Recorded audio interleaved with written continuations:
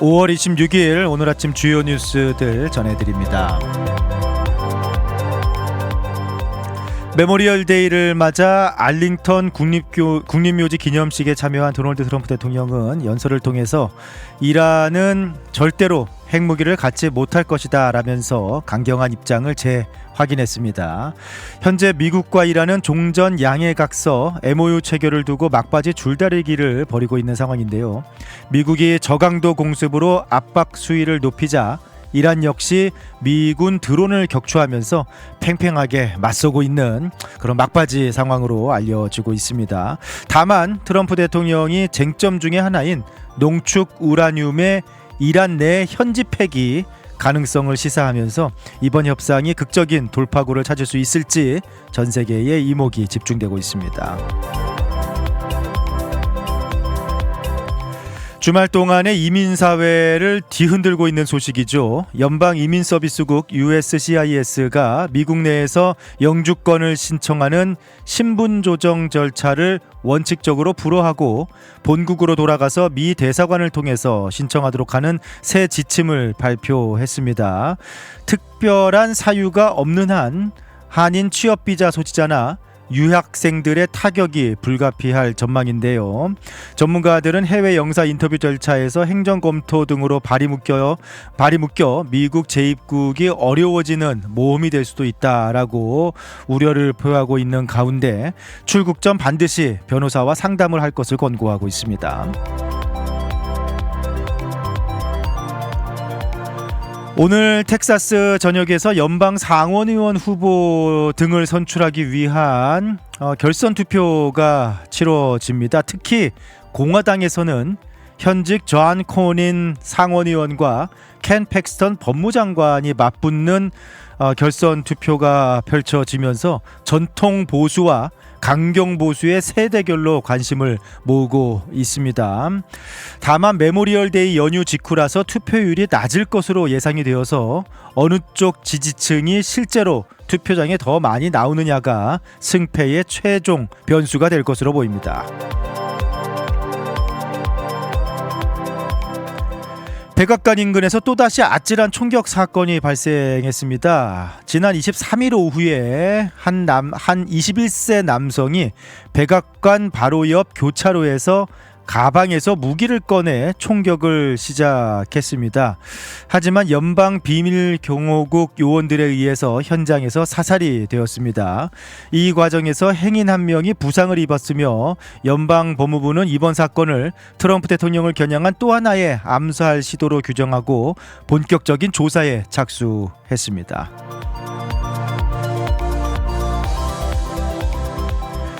매년 두 차례 시계를 조정해야 했던 일광 절약 시간제, 즉 서머타임의 영구화 논의가 또다시 뜨거워지고 있는 모습인데요.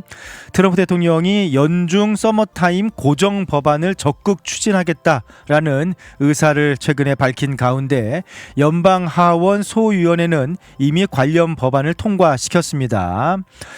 하지만 여전히 겨울철 아침 시간 교통사고 증가를 우려하는 반대 여론과 표준시 유지를 권고하는 의료계 목소리도 만만치 않아서 본회의 통과까지는 진통이 예상되고 있습니다.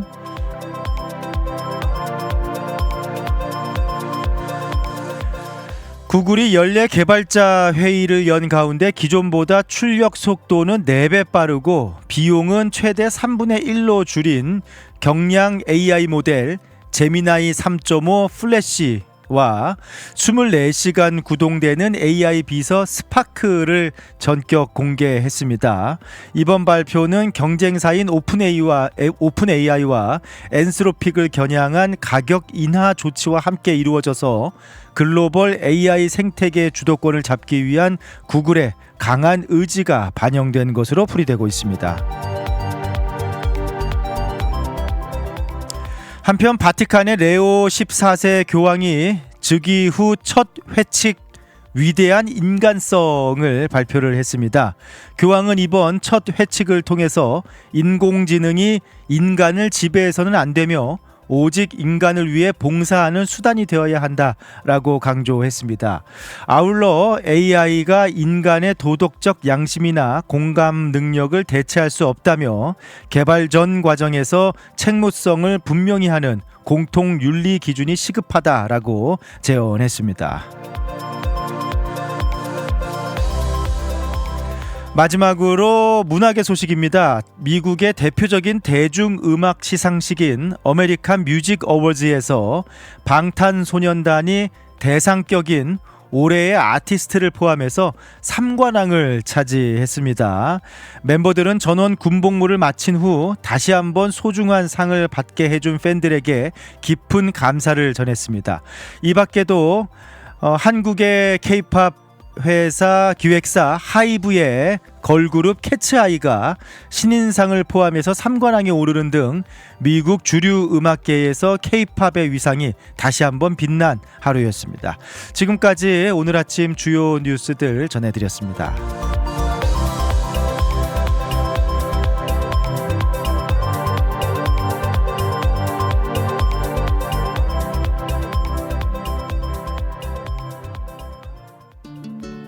푸른투어와 함께라면 이동이 아닌 경험이 됩니다. 9개의 직영지사 보유, 미국 최대 여행사 푸른투어에서 최저가 항공권 및 투어 맞춤 서비스로 여행의 처음부터 끝까지 완벽하게 책임지겠습니다. 더 넓고 쾌적해진 시온마켓 2층에서 푸른투어 달라스 지사와 함께하세요. 믿을 수 있는 미국 최대 여행사 푸른투어 469-615-6000번. 여행은 역시 푸른투어. 우리 가족 눈 건강 지킴이 바로 정무창 안과입니다. 5살 우리 아이 첫 시력 검사, 안경 없이 시력을 잡아주는 큰아이 드림 렌즈도 정무창 안과에서 했죠. 40대 되면서 필요한 눈도 다초점 렌즈 추천해 주셔서 훨씬 좋아졌고요. 어머님 백내장, 녹내장 검사도 정무창 안과에서 했답니다. 21년 경력이 그냥 지나간 시간이 아니더라고요. 안경, 렌즈, 거만도 정무창 안과에서 214-902-9779 파크 포레스트 옵티컬. 텍사스 한인 비즈니스, 더 많은 고객을 만나고 싶으신가요? K-미디어가 디지털 마케팅으로 도와드립니다. 구글, 페이스북, 인스타그램 광고부터 웹사이트 제작, 유튜브 광고, 온라인 브랜드 구축까지 비즈니스에 딱 맞게 타겟팅해 고객을 부르는 마케팅 K-미디어. 더 편하게, 더 저렴하게, 더 효과적으로 K-미디어. 효과적인 광고, 합리적인 가격, 비즈니스를 위한 맞춤 전략. 비즈니스 성공 파트너 K-미디어가 함께합니다. 문의는 K-미디어 온라인.com으로. K-미디어와 함께 당신의 비즈니스를 더 크게 성장시키세요.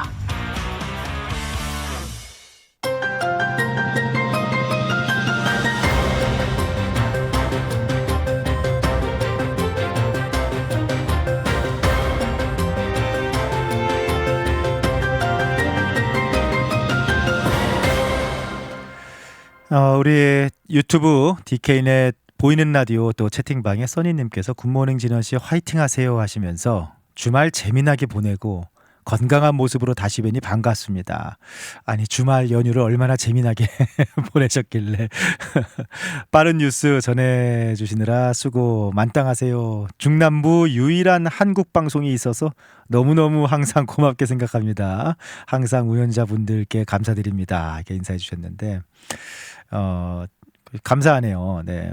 이렇게 뭐 저희도 또 여러 우리 기자분들하고 PD님들하고 이렇게 매일 아침 저도 7시에 뭐 밤사이에 있었던 또 아침에 이렇게 일어나고 있는 여러 가지 소식들 막 이렇게 최대한 빠르게 뭐 또 그 이후에 뉴스 시간도 있고 8시에 그리고 뭐 핫 이슈 이렇게 집중 분석 시간도 있고 한데 하여튼 저는 아침 7시에 일어나자마자 좀 빠르게 밤사이에 있었던 일들 또 아침에 일어나고 있는 현재 그 소식들 아침에 뭐 출근길 여러 정보들과 함께 또 출근길 이렇게 좋은 듣고 싶으신 노래들과 함께 이렇게 전해드리려고 막 좀 노력을 하는데 뭐 아직 아무래도 막 빠르게 막 전해드리다 보니까 좀 어설플 때도 있고 뭐 그런데 또 이렇게 아침마다 방송 함께 하시면서 수고하신다라고 이렇게 격려해 주시면은 또 그게 뭐 저한테도 또 힘이 되네요. 네.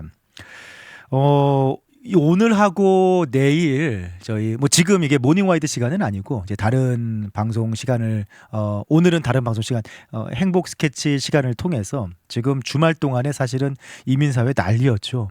영주권 신분 조정 이제 미국에서 불가능하다. 신분 조정을 통한 미국 내 영주권 신청이 불가능하다라는 그런 소식이 전해지면서 주말 동안에 정말 난리였는데 어제 아침에도 조금 이제 방송 들으신 분들은 조금 이야기를 나누긴 했습니다만 오늘 행복 스케치 오전에 이제 행복 스케치 시간에 이민 전문 변호사님 이렇게 연결을 해서 좀 전문적으로 지금이 어떤 상황인지 또 무엇을 알아야 되고 무엇을 주의해야 하는지 좀 이렇게 안내를 해드리고 내일 또 모닝와이드 제가 진행하는 이제 뉴스 이후에 9시 시간에 또 이민 전문 변호사 다른 분 또 이렇게 한 분 이렇게 또 모시고 또 이 문제가 워낙에 이제 한인 사회에는 파장이 크기 때문에 계속해서 이민 전문 변호사 오늘과 내일 연속해서 좀 전문가들을 모시고 또 연결하고 해서 자세하게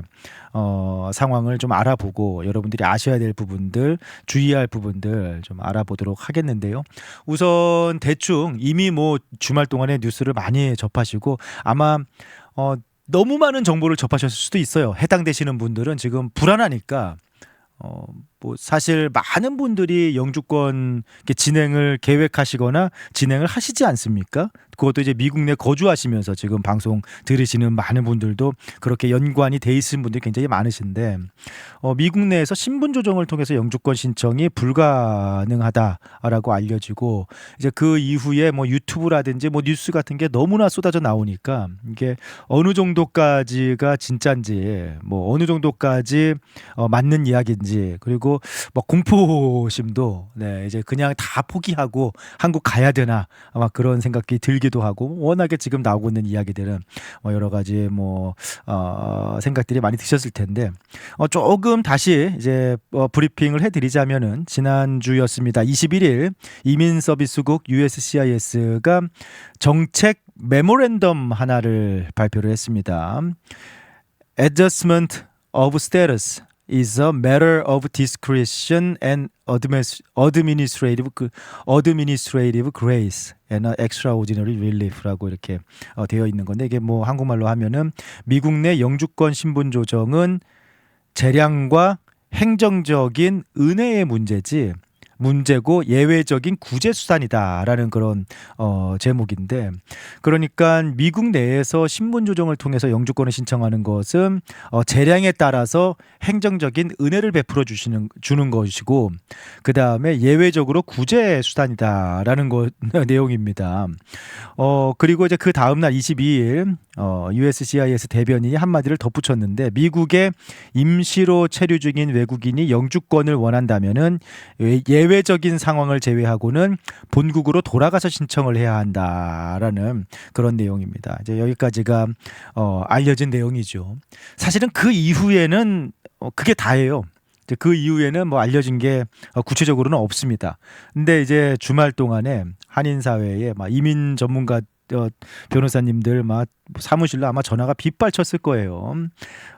많은 한인 사회를 포함해서 많은 이민 신청자들이 좀 불안에 떠는 그런 상황이 됐는데 뭐 법 자체가 제도 자체가 폐지된 것은 아니다라는 게 이제 뭐 현재 상황이죠. 그러니까 메모만 이 정도의 메모만 발표가 된 거지 정책 메모만 발표가 된 거지 제도 자체가 폐지된 것은 아니다. 그러니까 신분 조정이라는 그런 제도 자체가 폐지된 것도 아니고 또 이 제도를 허용하는 이민법도 여전히 살아 있는 상황. USCIS가 정책 메모를 통해서 이 법을 무효화시킬 수는 없기 때문에 여전히 법과 그리고 제도 자체는 살아 있는 상황이다라는 것들이 이제 뭐 그동안 주말 동안에 전문가들이 설명한 내용입니다. 네.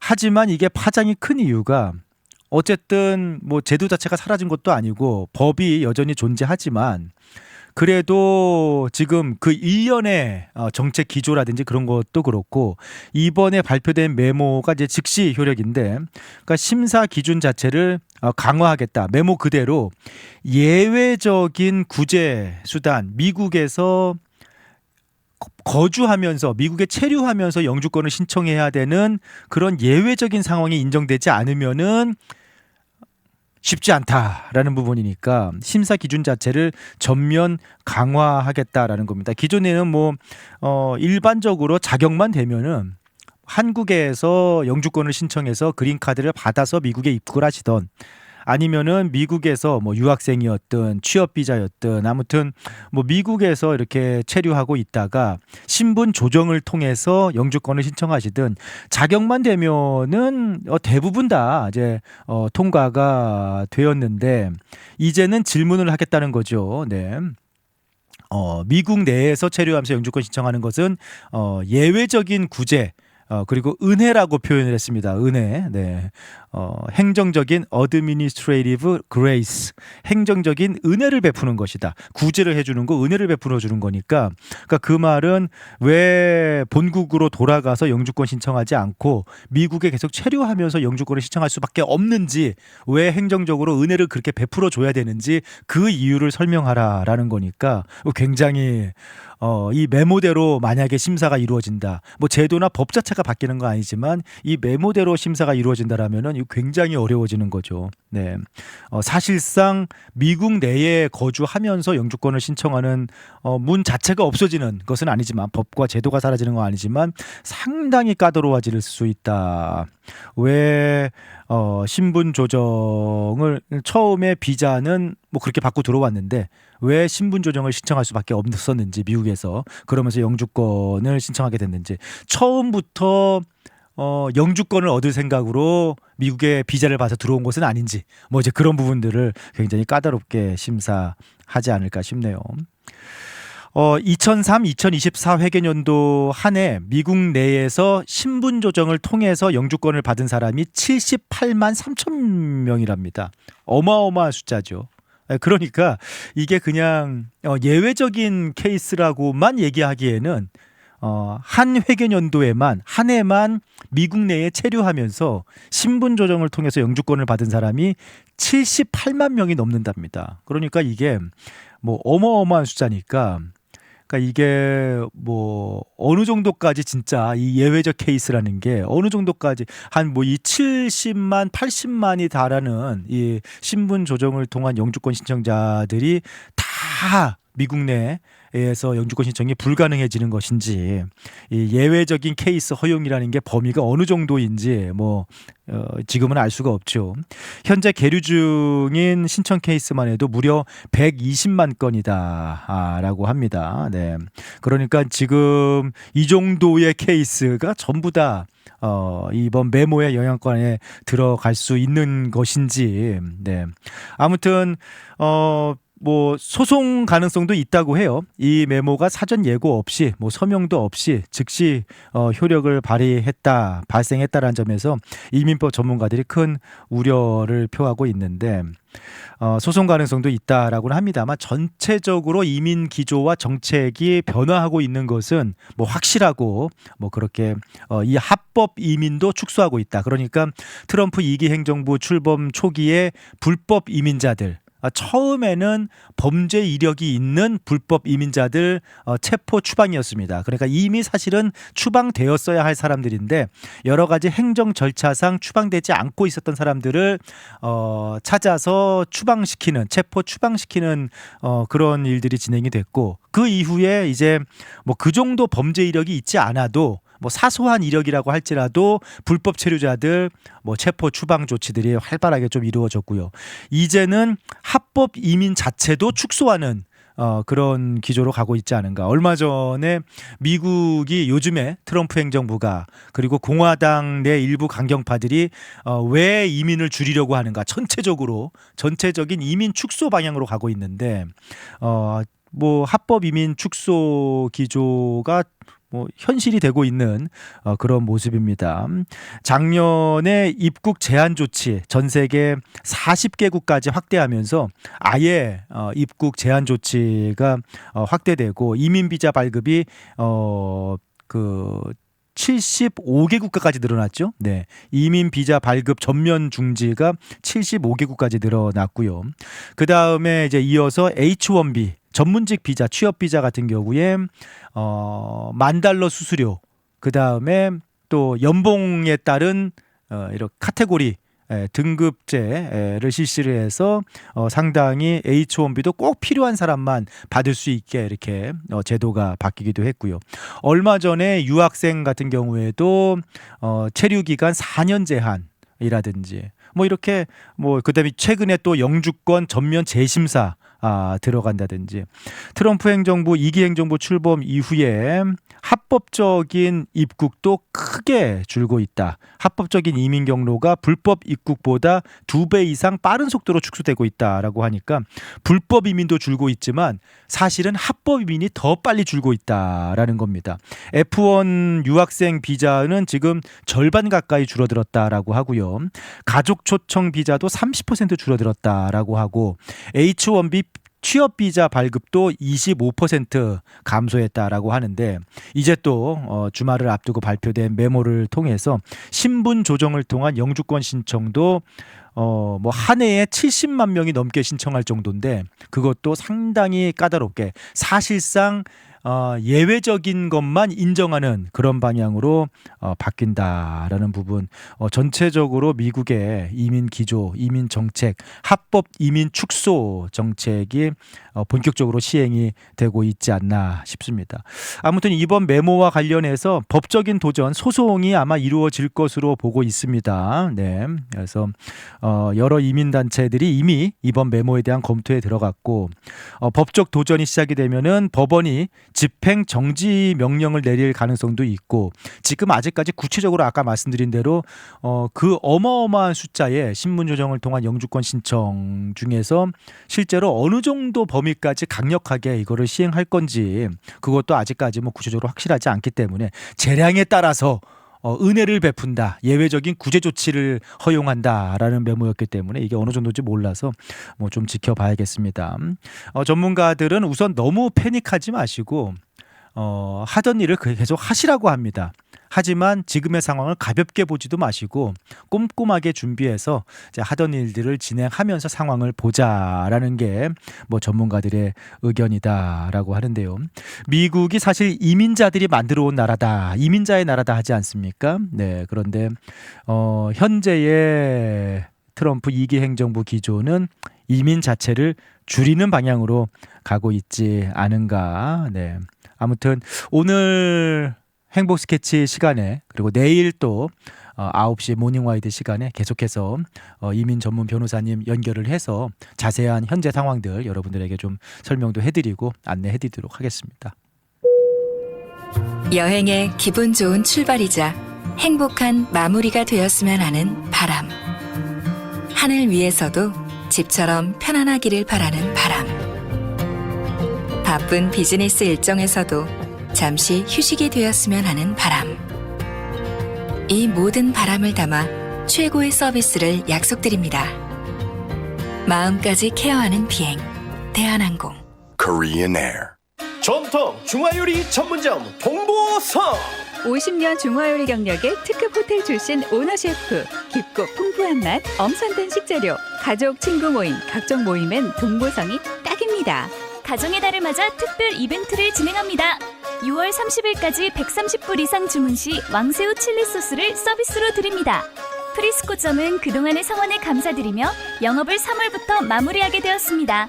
달라스 해리아인즈 동보성 972-920-0328.